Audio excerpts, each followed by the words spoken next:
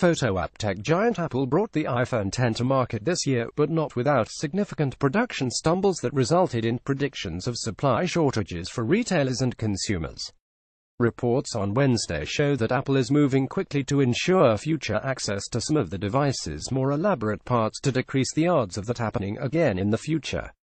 Per Reuters, Apple's $390 million deal with Finisar Corp will not only lock in the company's future supply of vertical-cavity surface-emitting lasers VCSELs, part of the complicated sensor set behind the iPhone XS Face ID tech, but simultaneously make it more difficult for any of its competitors to get their hands on some.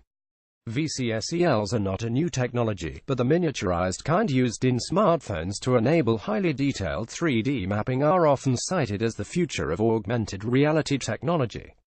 Fitting them into a tiny device like the iPhone X is such a technical challenge that Apple reportedly had to relax quality requirements to meet launch deadlines. As Bloomberg reported earlier this year, the dot projector is at the heart of Apple's production problems. The dot projector uses something called a vertical cavity surface emitting laser, or VCSEL. The laser beams light through a lens known as a wave-level optic, which focuses it into the 30,000 points of infrared light projected onto the user's face. The laser is made of gallium arsenide, a semiconductor material, and the lens is constructed of glass. Both are fragile and easily broken. Precision is key. If the microscopic components are off by even several microns, a fraction of a hair's breadth, the technology might not work properly. Face ID is the only component of the iPhone X that truly needs VCSELs to function, but they're probably eventually going to be used in a wider range of our applications. For example, a less sophisticated version of the hardware embedded in the Microsoft Kinect can track users' movements across a room in smartphones. They may hold the power to enhance the fidelity of our objects being projected live into a real-life scene. VCSELs have also been used in several other phone brands for less flashy functions like autofocus. According to Reuters, Apple made the $390 million payment out of a larger $1 billion fund reserved for U.S. manufacturing.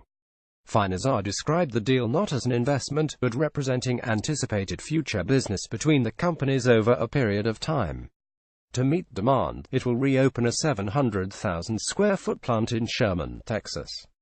Because that facility will be producing VCSELs for Apple, the deal is likely to put at least a temporary roadblock on its competitors' ability to obtain them.